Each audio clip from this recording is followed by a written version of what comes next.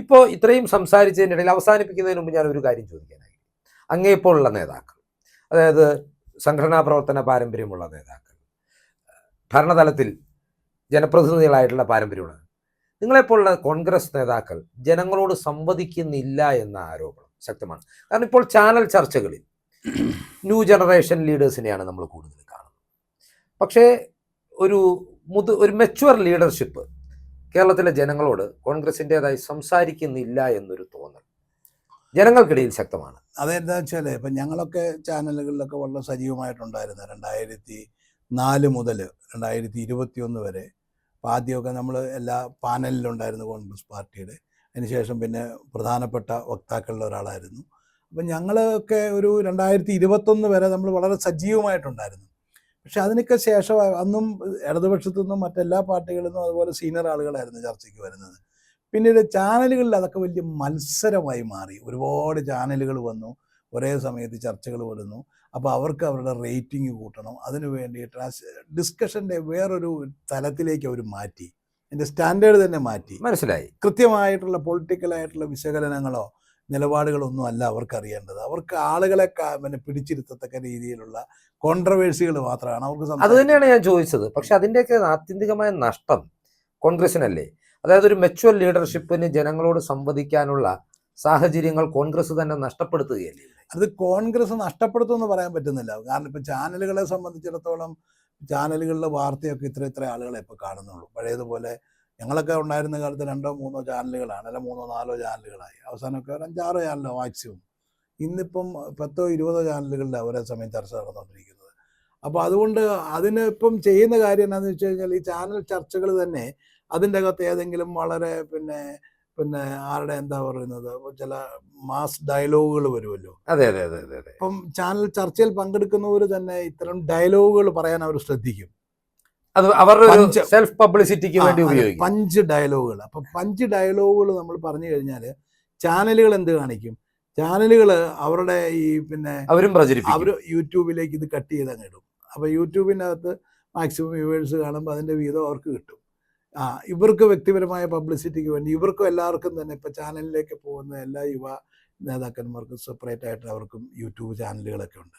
അപ്പോൾ അതിൻ്റെ അകത്ത് അവരും ഇത് പ്രചരിപ്പിക്കും. എന്നിട്ടിത് തകർത്തു, ഇന്ന് ഭിത്തിയിൽ ഒട്ടിച്ചു, ഇന്ന് ഓടിച്ചു എന്നൊക്കെ പറഞ്ഞ് അവരതിൻ്റെ ഒരു കൃത്യമായിട്ടുള്ളൊരു ലൈനൊക്കെ കൊടുത്ത് മനസ്സിലായി അവരങ്ങോട്ട് പ്രചരിപ്പിക്കും. ഇപ്പം ആ രീതിയിലേക്ക് മാറിയത് ഇതെല്ലാം സെൽഫ് പ്രൊമോഷൻ്റെ ഒരു കാലഘട്ടമാണ്. പൊളിറ്റിക്സ് വന്നിരിക്കുന്ന വലിയ മാറ്റമാണ്. ഇതിപ്പോൾ കോൺഗ്രസ് പാർട്ടി മാത്രമല്ല, മൊത്തത്തിൽ രാഷ്ട്രീയത്തിൽ വലിയ ചേഞ്ച് ഉണ്ടായി. നമ്മുടെയൊക്കെ ഒരു സ്കൂളും ഇന്നത്തെ സ്കൂളും തമ്മിൽ വ്യത്യാസമുണ്ട്. ഞങ്ങൾ പഠിച്ചിരുന്ന സ്കൂളും രാഷ്ട്രീയത്തിൽ പഠിച്ചിരുന്ന സ്കൂളും ഇപ്പോഴത്തെ സ്കൂളും തമ്മിൽ വലിയ വ്യത്യാസം സംഭവിച്ചിട്ടുണ്ട്. ഞാനതിനെ മോശമായിട്ടൊന്നും പറയുന്നില്ല. നമുക്കും അതിൻ്റെ കൂടെ എത്തിപ്പറ്റാൻ കഴിഞ്ഞിട്ടില്ലെങ്കിൽ പിടിച്ചു നിൽക്കാൻ കഴിയാത്തൊരവസ്ഥയാണ്. കാരണം പ്രത്യേകിച്ച് എല്ലാവർക്കും PR ഏജൻസി ഉണ്ട്. ഇപ്പോഴത്തെ കാലത്ത് രാഷ്ട്രീയത്തിൻ്റെ പ്രത്യേകത പറഞ്ഞുതരാം. ഇപ്പം പണ്ട് പൊളിറ്റിക്സിൽ വലിയ പണക്കാരെന്ന് പറഞ്ഞാൽ ആ പണക്കാർക്ക് അനുകൂലമായിരിക്കില്ല ജനങ്ങൾ, അവർക്കെതിരായിരുന്നു. പ്രത്യേകിച്ച് രാഷ്ട്രീയത്തിൽ വരുന്ന ആളുകളുടെ ക്യാരക്ടർ, അവരുടെ ഡെഡിക്കേഷന്, പാവപ്പെട്ടവരോടുള്ള കരുതൽ, ഇതൊക്കെ ഒരു വളരെ പ്രധാനപ്പെട്ട ഒരു കാര്യമായിരുന്നു രാഷ്ട്രീയത്തിൽ. അങ്ങനെയുള്ള ആളുകൾക്ക് വേണ്ടിയിട്ട് ഇപ്പോൾ തെരഞ്ഞെടുപ്പ് രംഗത്ത് അങ്ങനെയുള്ള സ്ഥാനാർത്ഥികളോടൊപ്പം ജനങ്ങൾ നിന്നിരുന്നത്. ഇപ്പോൾ അത് മാറി. ഇപ്പം നമുക്ക് ഏത് രീതിയിൽ പണം ഉണ്ടാക്കിയാൽ മതി. പണമുള്ളവരോടുള്ള ആ ഐത്തൊക്കെ മാറിപ്പോയി. ഇപ്പം പണം കയ്യിൽ ഉണ്ടാകണമെന്നുള്ളതാണ് ഒരു പരിധി വരെ ആളുകളും ആഗ്രഹിക്കുന്നുള്ളതാണ് എനിക്ക് തോന്നുന്നത്. കാരണം അതിനൊക്കെ ഈ അഴിമതി വിരുദ്ധ ധനാഢ്യന്മാർക്ക് ഒരു അഴിമതി വിരുദ്ധ പ്രതിച്ഛായയൊക്കെ കൈവരുന്നുണ്ട്. പക്ഷെ അത് ഒട്ടും ശരിയായ കാര്യമല്ല. ഈ പണം ഉണ്ടാക്കിയിരിക്കുന്ന മുഴുവനും വളഞ്ഞ വഴിയിലൂടെ ആയിരിക്കും. പിന്നെ ഇപ്പോഴത്തെ ഈ കോർപ്പറേറ്റ് ലൈഫിലൊക്കെ ഈ പണം ഉണ്ടാക്കുന്നത് തന്നെ അഴിമതി ഏതാ അല്ലാത്തത് ഏതാ നമുക്ക് നിർവചിക്കാൻ പറ്റാത്ത അവസ്ഥയുണ്ട്. അതെ അതെ, വളരെ ഫൈൻ ആയിട്ടുള്ള ഒരു ലൈനാണ്. അപ്പൊ അവിടെയും നമുക്ക് വീണ്ടും പിണറായി വിഷയത്തിലേക്ക് പറഞ്ഞുകൊണ്ടെന്ന് അവസാനിപ്പിക്കാം.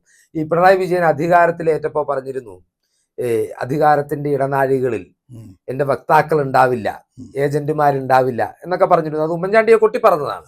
പക്ഷെ ഇപ്പൊ ഒരുപാട് വക്താക്കൾ അങ്ങനെയുണ്ട്. ഇപ്പൊ ഫാരിസ് അബൂബക്കറിനെ പോലുള്ള ആളുകൾ വരെ അധികാരത്തിന്റെ ഇടനാഴികളിൽ സജീവമാണ്. അപ്പൊ ഇങ്ങനെയുള്ള ഒരു വലിയ സാമ്പത്തിക ശക്തിയോടെ ഏറ്റുമുട്ടി കോൺഗ്രസിന് ഒരു തിരിച്ചുവരവ് സാധ്യമാണോ? CPM വലിയ സാമ്പത്തിക ശക്തിയാണ്. അത് എല്ലാ തരത്തിലും ഇപ്പം ഞാൻ പറയാം, കേരളവുമായി ബന്ധപ്പെട്ടിട്ടുള്ള പ്രധാനപ്പെട്ട എല്ലാ ധനാഢ്യന്മാരെയും അവരിൽ മിക്ക ആളുകൾക്കും 90% ആളുകൾക്കും വിദേശത്തും വ്യാപാരമുള്ളവരാണ്, ബിസിനസ് ഉള്ളവരാണ്. അപ്പോൾ അവരെ എല്ലാം ചേർത്ത് പിടിക്കുന്നതിന് വേണ്ടിയിട്ടാണ് ഈ ലോക മലയാള സഭ, കേരള സഭ ഉണ്ടാക്കിയിരിക്കുന്നത്. ആ കേരള സഭ ഉണ്ടാക്കുമ്പോഴത്തെ അവർക്ക് ആദ്യം കൊടുത്തിരുന്ന ഒരു അട്രാക്ഷൻ എന്താണെന്നറിയാമോ? അവരോട് പറഞ്ഞു, നിങ്ങൾക്ക് MLA എന്ന് പറയുന്നവരെ മെമ്പർ, കേരള ലോക്സഭ, കേരള സഭ അംഗം എന്നുള്ള രീതിയിലുള്ള ഒരു ബോർഡ് വയ്ക്കാം, നിങ്ങളുടെ വണ്ടിയിൽ വയ്ക്കാം. മാത്രമല്ല നിയമസഭയുടെ തൊട്ട് താഴെയുള്ള ഹാള് ഈ കേരള ലോകസഭയുടെ ഹാളായിട്ട് ഉപയോഗിക്കാം. ഇവരാരും സത്യത്തിൽ ഭരണഘടനാ വിരുദ്ധമാണ്, അത് നിയമത്തിന് ഒട്ടും പ്രാബല്യമുള്ളതൊന്നുമല്ല. നിയമസഭാ മന്ദിരത്തിൻ്റെ തൊട്ട് താഴെയുള്ള ഹാള്, ഇപ്പം എനിക്ക് തോന്നുന്നത് നമ്മൾ ശങ്കരനാരായണൻ തമ്പിയുള്ള അത് ഒരു ഇതുപോലെ തന്നെ അത് ഒരു സമ്മേളന ഹോളായിട്ട് രൂപാന്തരപ്പെടുത്തി. അപ്പോൾ അവിടെ അതൊരു ഇവരെ ഒരു വേറൊരു അനൗദ്യോഗികമായിട്ടുള്ള കേരളത്തിൻ്റെ MLA മാരായിട്ട് അങ്ങ് ഉപയോഗിക്കുന്നു. അത് ഈ രാജ്യത്തെമ്പാടുമുള്ള ഒരുപാട് ലോകത്തെമ്പാടുമുള്ള ബിസിനസ്സുകാർ, അതിൻ്റെ അകത്ത് പ്രചരണം ആവശ്യമുള്ളവർ, പബ്ലിസിറ്റി ആവശ്യമുള്ളവർ, പ്രാഞ്ചേട്ടന്മാരൊക്കെ ഉണ്ട് പലരും. അപ്പോൾ ഇവർക്കൊക്കെ വലിയ അട്രാക്ഷനായിരുന്നു ഇത്. കാരണം അവരിവിടെ വരുന്നു, കേരളത്തിൽ വരുമ്പോഴത്തേക്കും MLA മാർക്കും ഒക്കെ ഇലക്ടഡ് MP മാർക്കും ഒക്കെ കിട്ടുന്നതിൻ്റെ ഒരു പരിഗണന ഒക്കെ അവർക്ക് ഇവിടെ കിട്ടും. അവരുടെ വണ്ടിയിൽ ബോർഡ് വെച്ചുകൊണ്ട് പോകുന്നു, അവർക്ക് പോലീസിൻ്റെ എല്ലാം വേണമെങ്കിൽ അത്യാവശ്യം വേണമെങ്കിൽ ഒരു സല്യൂട്ട് വരെ കിട്ടും എന്നൊക്കെയുള്ള ഒരു പ്രതീതി സൃഷ്ടിച്ചു. എനിക്ക് തോന്നുന്നു അത് പിന്നീട് ആരോ MLA മാരുടെ MP മാരുടെ ഒക്കെ ഭാഗത്തുനിന്ന് കുറച്ച് എതിർപ്പൊക്കെ വന്നിട്ടാണ് അത് അത്രയുമുള്ള അധികാരങ്ങളൊന്നും വിട്ടുകൊടുത്തില്ല. എങ്കിലും ഇന്നും ആ സംഭവം നടക്കുന്നു. കേരള ലോകസഭ എന്ന് പറയുന്നത് യോഗം കൂടുന്ന അവിടെയാണ്. അതിനുശേഷം വലിയ ഹോട്ടലുകളിൽ അതും അതിനെക്കുറിച്ചൊക്കെയുള്ള കണക്കുകളൊക്കെ വന്നു. അവരുടെ പെർ പ്ലേറ്റ് എത്ര രൂപയാണെന്നൊക്കെ. അപ്പം അങ്ങനെ അപ്പൊ ഇതെല്ലാവരെ സംഘടിപ്പിച്ച് ഈ മുതലാളിമാരെ മുഴുവൻ ഗവൺമെന്റുമായിട്ടല്ല, പിണറായി വിജയനുമായി ചേർത്ത് നിർത്തുകയാണ് ചെയ്തത്. അങ്ങനെയുള്ളൊരു തന്ത്രം ഉപയോഗിച്ചിരിക്കുന്നത്. അവരുമായിട്ട് ഇങ്ങനെ ചേർത്ത് നിർത്തിക്കൊണ്ടാണ് ഈ കാര്യങ്ങൾ മുന്നോട്ട് നീങ്ങുന്നത്. അതുപോലെ ഇപ്പം ഞാൻ പറഞ്ഞില്ല, ഇപ്പം BJP ആയിട്ട് നമ്മൾ നേരത്തെ സംസാരിച്ചാണ്. BJP ആയിട്ട് എന്നെ ഒരു അത്ഭുതപ്പെടുത്തുന്ന ഒരു കാര്യമുണ്ട്. ഇപ്പം നമ്മുടെ EK ജയരാജൻ്റെ EP ജയരാജന് കഴിഞ്ഞ തെരഞ്ഞെടുപ്പിന് തൊട്ട് മുമ്പ് പ്രകാശ് ജാവദേക്കറുമായി അദ്ദേഹം ഡിസ്കഷൻ നടത്തുന്നു. അദ്ദേഹത്തിൻ്റെ വീട്ടിൽ വരുന്നു, ഡിന്നർ കഴിക്കുന്നു, അവിടെ ഇരുന്ന് വലിയ ഡിസ്കഷൻ നടത്തുന്നു. ഇതിനൊക്കെ പരസ്യമായി അതിൻ്റെ സമയവും ടൈമും വെച്ച് പുറത്തു വരുന്നു. തെരഞ്ഞെടുപ്പ് ദിവസത്തിന് മുമ്പേ പുറത്തു വന്നു. ജയരാജൻ അത് സമ്മതിക്കുകയും ചെയ്യുന്നു. മാർക്സിസ്റ്റ് പാർട്ടിയുടെ, കമ്മ്യൂണിസ്റ്റ് പാർട്ടിയുടെ ഒരു പഴയ രീതിയായിരുന്നുവെങ്കിൽ, അല്ലെങ്കിൽ പിണറായി വിജയൻ ഇതിനെക്കുറിച്ച് മനസ്സറിവില്ലായിരുന്നുവെങ്കിൽ പിറ്റേന്ന് രാവിലെ ജയരാജൻ പാർട്ടിക്ക് വെളിയിലായില്ലേ? അതെ, ഏറ്റവും ചുരുക്കി. പക്ഷേ അദ്ദേഹം ഒരു ബ്രാഞ്ച് കമ്മിറ്റിയിലേക്ക് തരം താഴ്ത്തപ്പെടുകയാണ് ചെയ്യാലോ. അപ്പോൾ അതിനകത്ത് ജാഗ്രത കുറവുണ്ടായി എന്നാണ് പറഞ്ഞത്. എന്ന് വെച്ചാൽ പത്രത്തിൽ വരാതെ നോക്കണമായിരുന്നു എന്നുള്ളതേ അവർ ഉദ്ദേശിച്ചുള്ളൂ. എന്നുവെച്ചാൽ അത് പിണറായി വിജയനുമായിട്ടുള്ള അണ്ടർസ്റ്റാൻഡിങ്ങിൻ്റെ അദ്ദേഹത്തിൻ്റെ അറിവോടുകൂടി നടന്നൊരു ഡിസ്കഷനും ഒരു കൂടിക്കാഴ്ച ആയതുകൊണ്ടാണ് അതിനൊന്നും കുഴപ്പമില്ലാതെ വന്നത്. അതുപോലെ തന്നെ നമ്മുടെ മൂന്നാറിലെ രാജേന്ദ്രൻ MLA, അദ്ദേഹം നേരെ അയാൾക്ക് വലിയ പ്രാധാന്യമുള്ള രാഷ്ട്രീയ നേതാവൊന്നുമല്ല. പക്ഷെ അദ്ദേഹം ഡൽഹിയിൽ പോകുന്നു, ജാവദേക്കറുമായിട്ട് സംസാരിക്കുന്നു. ജാവദേക്കറെ കല്യാണം വിളിക്കാനായിട്ട് രാജേന്ദ്രനുമായിട്ട് എന്ത് ബന്ധമാണ്? അദ്ദേഹത്തിനൊരു ബന്ധമുള്ളതല്ല. ഇനി വല്ല തമിഴ്നാട്ടുകാരനായിരുന്നെങ്കിൽ ആ തമിഴ് ബന്ധം വെച്ചോണ്ട് ഇതാണ്. ഇതുമല്ല, ജാവദേക്കർ നോർത്ത് ഇന്ത്യനാണ്. അപ്പൊ ഇതൊന്നുമില്ല.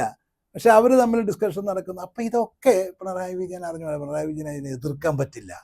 കാരണം BJPയുമായിട്ടുള്ള അന്തർധാര CPM ആരെങ്കിലും വെച്ചാൽ അതിനെ ഒന്നെങ്കിൽ അദ്ദേഹം അറിഞ്ഞുകൊണ്ടാണ്, അല്ലെങ്കിൽ അതിനെ എതിർക്കാൻ പറ്റത്തില്ല. കാരണം അതിനേക്കാൾ വലിയ അന്തർധാര അദ്ദേഹം വെച്ചുകൊണ്ടിരിക്കുകയാണ്. അപ്പോൾ അതൊക്കെ ഇവർക്കറിയാം. ഇങ്ങനെ നടപടി വല്ലതും എടുത്തിട്ടുണ്ടെങ്കിൽ അവർ ആ കഥ മൊത്തം പുറത്തോട്ട് വിടും. ഇപ്പം ലാവ്ലിൻ കേസ് അങ്ങനെ തന്നെയാണ്.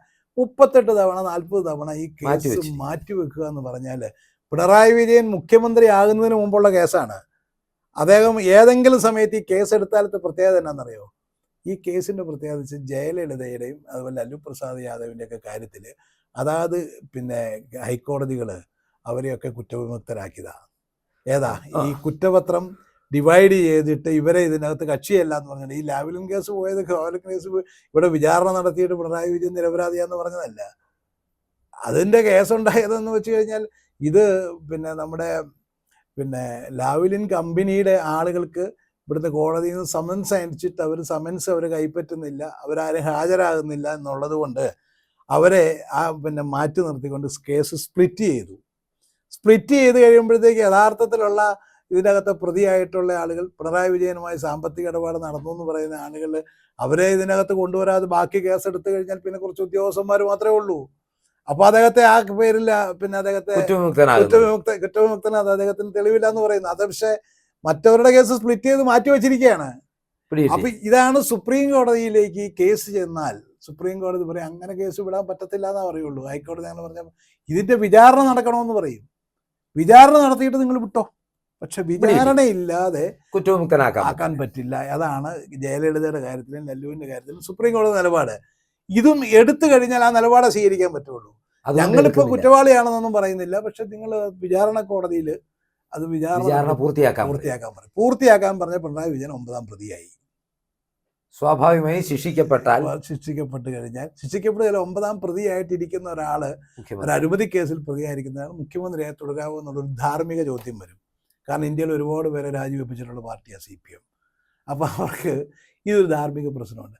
പക്ഷെ അത് എത്ര തന്ത്രപരമായിട്ടാണ് ഇത് പിന്നെ കൈകാര്യം ചെയ്തിരിക്കുന്നത് മനസ്സിലായി. ഇപ്പം ഞാൻ ഈ കൊടകര പിന്നെ കേസ് എന്നെ അത്ഭുതപ്പെടുത്തിയത്, കൊടകര കേസിൽ വളരെ കൃത്യമാണ്. BJPയുടെ തെരഞ്ഞെടുപ്പ് ഫണ്ട് വന്നതാണ്, കോടിക്കണക്കിന് രൂപ ചാക്കി കെട്ടി വന്നു. അതൊക്കെ തൃശ്ശൂരെ പിന്നെ BJPയുടെ ഓഫീസ് സെക്രട്ടറി തന്നെ സാക്ഷ്യപ്പെടുത്തിയിട്ടുണ്ട്. അവിടെയൊക്കെ വന്നതും അവിടെ കെട്ടിവെച്ചതും കൊണ്ടുപോയതും ഒക്കെ. ധർമ്മരാജൻ എന്ന് പറഞ്ഞു കഴിഞ്ഞാൽ ഒരു ഏജന്റാണ്, ഇത് ഇത്രപോലെ പണം പിന്നെ കൊള്ളപ്പണത്തിന്റെ ഏജന്റാണ്. അവസാനം ഇതൊന്നുമില്ല, എവിടെ നിന്ന് പൈസ വന്നു എന്നില്ല. ഈ പൈസ ഇവിടെ ഇതൊന്നും ഇതിനു വേണ്ടിയൊന്നും അല്ല എന്ന് പറഞ്ഞു കഴിഞ്ഞാൽ പിന്നെ എങ്ങനെ ഈ പൈസ വന്നു എന്നുള്ളത് പറയണ്ടേ. കേരളത്തിലെ പോലീസിന്റെ ഫസ്റ്റ് റൗണ്ട് ഫൈൻഡിങ്സ്, ആ ഫൈൻഡിങ്സിനെ കുറിച്ച് അന്വേഷിച്ചിട്ട് പോലും ഇല്ലെന്ന് പറഞ്ഞാൽ ED എന്നൊക്കെ പറഞ്ഞാൽ നമുക്ക് എങ്ങനെ ഡിപ്പെൻഡ് ചെയ്യാൻ പറ്റും? എത്ര പിന്നെ എത്രയാണ് ഞാൻ പറയുന്നത്, എത്ര പിന്നെ നിരുത്തരവാദപരമായിട്ട് അവരൊക്കെ കൈകാര്യം ചെയ്യുന്നത്. എങ്ങനെയാണ് BJP ഇങ്ങനെയുള്ള സാധനങ്ങളെയൊക്കെ ഈ ഏജൻസികളെയൊക്കെ രാഷ്ട്രീയ നേട്ടത്തിന് ഉപയോഗിക്കുക എന്നുള്ളതിൻ്റെ ഏറ്റവും വലിയ തെളിവല്ലേ അത്? ഇത് നമുക്ക് ഒരുപാട് നീണ്ടുപോകുന്നതിന് മുമ്പ് അവസാനിപ്പിക്കാനുള്ള ഒരു കാര്യം മാത്രം പറയാൻ ആഗ്രഹിക്കുകയാണ്. അങ്ങയുടെയൊക്കെ തരത്തിലുള്ള ഒരു കടന്നാക്രമണം പലപ്പോഴും CPM-ന് നേർക്കും ഭരണ സംവിധാനങ്ങൾക്ക് നേർക്കും ഉയർന്നു വരാത്തത് കോൺഗ്രസിനെ ഒരു പരിധിവരെ പിന്നോട്ടടിക്കുന്നുണ്ട്. അപ്പൊ ഇത് തിരിച്ചറിവൊക്കെ കോൺഗ്രസ് നേതാക്കൾ ഉൾക്കൊണ്ടുകൊണ്ട് അതിപ്പോൾ അങ്ങനെ ഞാനൊരു പറയട്ടെ, ഇപ്പം അങ്ങനെ നമുക്കൊരു പിന്നെ നമ്മളിപ്പോൾ പാർട്ടിയുടെ ഒരു പ്രധാനപ്പെട്ട ഉത്തരവാദിത്തങ്ങളിൽ ഇരിക്കുന്ന ആളുകളാണ് സാധാരണ ഇത്തരം കാര്യങ്ങൾ പ്രതികരിക്കാറുള്ളത്. ഇപ്പം നമുക്ക് അങ്ങനെയുള്ള മൊത്തത്തിൽ പാർട്ടിയുടെ നയരൂപീകരണ സമിതിയിലൊക്കെ ഉണ്ട് എന്നുള്ളതല്ലാതെ നമുക്ക് അത്തരം കാര്യങ്ങളില്ല. അപ്പം നമുക്ക് പാർട്ടിയുടെ ഒരു ഉത്തരവാദിത്വം നമുക്ക് ഇപ്പോൾ അല്ലെങ്കിൽ സ്പോക്സ്മാൻ അങ്ങനെ എന്തെങ്കിലും ആയിരിക്കണം നമുക്ക് സംസാരിക്കാൻ. അപ്പം അതിന് ഉത്തരവാദിത്തപ്പെട്ട ആളുകൾ വേറെ ഉണ്ട്. അപ്പം നമ്മളെ സംബന്ധിച്ചിടത്തോളം നമ്മൾ നമ്മുടെ വേദികളിൽ സംസാരിക്കും, പാർട്ടി വേദികളിൽ സംസാരിക്കും, പൊതുസമ്മേളനങ്ങളിൽ സംസാരിക്കും എന്നതിനപ്പുറത്ത് നമുക്കതിൻ്റെ ഒരു ഉത്തരവാദിത്തങ്ങൾ പലപ്പോഴും നമുക്കങ്ങനെ നിർവചിച്ച് തന്നിട്ടില്ല. എങ്കിൽ പോലും ഒരു കളക്റ്റീവ് ലീഡർഷിപ്പായിട്ട് വലിയൊരു പോരാട്ടത്തിന് ഇറങ്ങേണ്ട സമയമായതുകൊണ്ട് അങ്ങനെപ്പോലുള്ളവരുടെയൊക്കെ കുറെ കൂടി വലിയ സാന്നിധ്യം ഈ കടന്നാക്രമണത്തിന് കോൺഗ്രസ് ഉപയോഗിക്കേണ്ടതാണെന്നൊരു ചിന്ത മാത്രം. നമ്മളിപ്പം അതിനെക്കുറിച്ച് ആലോചിക്കും. സ്വാഭാവികമായിട്ട് ഇപ്പം അങ്ങനെ ആർക്കെങ്കിലും 1-2 വ്യക്തികൾക്ക് മാത്രമായിട്ട് ചെയ്യാൻ പറ്റുന്ന കാര്യങ്ങളല്ല. ഇപ്പോൾ ഒരു കാര്യത്തെക്കുറിച്ച്, ഒരു തീരുമാനത്തെക്കുറിച്ച്, അല്ലെങ്കിൽ ഇവിടെ നടന്നുകൊണ്ടിരിക്കുന്ന ഏതെങ്കിലും അഴിമതിയെക്കുറിച്ച് ഒരാൾ പറഞ്ഞു കഴിഞ്ഞാൽ അതിനെ സപ്പോർട്ട് ചെയ്തുകൊണ്ട് ബാക്കി ആളുകൾ സംസാരിക്കണം. തീർച്ചയായിട്ടും സംസാരിക്കണം.